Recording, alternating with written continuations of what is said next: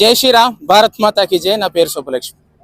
గోవాలో అది already state అయితే అక్కడున్న క్రిస్టియన్స్ కొంతమంది ఏమంటున్నారంటే ఇక్కడ సనాతన్ బ్యాన్ చేయాలని చెప్పి రోడ్లెక్కి గవర్నమెంట్ తో కూడా మాట్లాడడం జరుగుతుంది. గోవా రాష్ట్రం క్రైస్తవ రాష్ట్రం అంటున్నారు, క్రైస్తవ దేశం కింద మాట్లాడేస్తున్నారు కదా. అసలు గోవా కదా భారతదేశం కదా, పక్కన ఉన్న బంగ్లాదేశ్ కానీ పాకిస్తాన్ కూడా హిందూ దేశమే. ఈ నా కొడుకులు పనికిమాల మతాలు ఎక్కడి నుంచో వలస వచ్చిన మతాల్లోకి మారి నా కొడుకులు చిల్లర డబ్బుల కోసం మతాలు మార్చి జనాల్ని, హిందువుల్ని పక్క రాష్ట్రాలన్నింటిలో కూడా వాళ్ళు క్రైస్తవ రాష్ట్రం లేకపోతే ముస్లిం రాష్ట్రాల కింద మారుతున్నారు. ఇదంతా దౌర్భాగ్యం. ఏంటంటే సిగ్గులేని సెక్యులర్ కుక్కల్లారా, నా కొడకల్లారా, లంగా నా కొడకల్లారా, ఇప్పటికైనా మీరు మారకపోతే ఇప్పుడు గోవా కాదు, తర్వాత ఆంధ్ర వస్తుంది, తర్వాత తెలంగాణ వస్తుంది, తర్వాత మీ ఇళ్ళు, మీ స్థలాలు, మీరు సంపాదించుకున్న ఆస్తులు మీ అన్నిటిని కూడా కబ్జా చేసుకుంటారు. మాది క్రైస్తవ రాష్ట్రం, క్రైస్తవ దేశం లేకపోతే ముస్లిం దేశం అని చెప్తారా చెంచా నా కొడకల్లారా. ఇప్పుడు వచ్చి మళ్ళీ చెప్తున్నాను, మీరు తినే ఫుడ్లో ఏం కలుగుతుంటారా, మీరు ఎక్కడ తింటున్నారా, ఎదవల్లారా, సిగ్గులేని హిందువులారా. అన్నిటికీ బాయి బాయా ఎవరు చెప్పారా, బాయి బాయ్ అని సెక్యులర్ కుక్కల్లారా.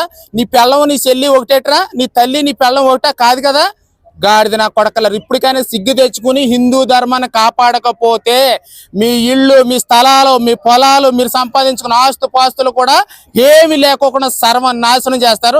వాళ్ళ ఎజెండా ఏదైనా ఉందంటే ఒక పక్క క్రైస్తవం కింద దేశం కింద మార్చాలని ఈ పాస్టర్ నా కొడుకులు, ఫేక్ పాస్టర్ నా కొడుకులు, ఒక పక్క ముస్లిం దేశం కింద మార్చాలని ఒక పక్క ముస్లిమ్స్.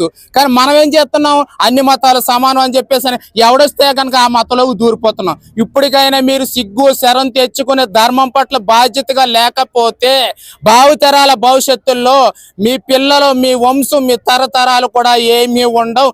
మీరు అనుకుంటున్నారు కదా డబ్బు శాశ్వతం అని చెప్పి. ఒరే సిగ్గులేని నా కొడకలారా, సెక్యులర్ హిందూ నా కొడకలారా, మీకు మిషన్లు పనిచేయట్లేదు. మీకు మగతనం చచ్చిపోతుంది. ఒక పిల్ల ఇద్దరు కనేటప్పటికి వాళ్ళు ఏమో పక్కన డజన్లు కనేసుకుని వాళ్ళ మతాలని, వాళ్ళ జనాభాని, వాళ్ళ సంఖ్యను పెంచుకుంటే బాబాయ్ ఒక పిల్లతో చాలు, ఒక పిల్లడితో చాలు, ఇద్దరు పిల్లలతో చాలు. ఎరా మీకు తింటాకి ఏమైనా సలుపా, తింటాకి తిల్లు ఉన్నాయి, పొలాలు ఉన్నాయి, ఆస్తులు ఉన్నాయి, అంతస్తులు ఉన్నాయి. ఏమీ లేకపోయినా సరే నేనుండే రెంట్కుండే కింద ఉన్నటువంటి ఒక ముస్లిం వ్యక్తి రోడ్డు పక్కన బరకం వేసుకుని స్పీకర్లు అమ్ముకుంటాడు. వాడు కన్నాడు 6 పిల్లల్ని. ఆడరా మగాడు, మీరు మగాళ్ళు కాదు, ఇద్దరుతో చాలు అని అనుకుంటున్నారు. ఆస్తులు పాస్తులు ఉండి మీ పిల్లల్ని లగ్జరీ లైఫ్ సంపాదిద్దాం అనుకుంటున్నారు కదా. వాళ్ళు చక్కగా జాబులు చేసుకుని ధర్మం పట్ల బాధ్యతగా లేకపోయి వాళ్ళు ఇతర కంట్రీస్ పోతుంటారు.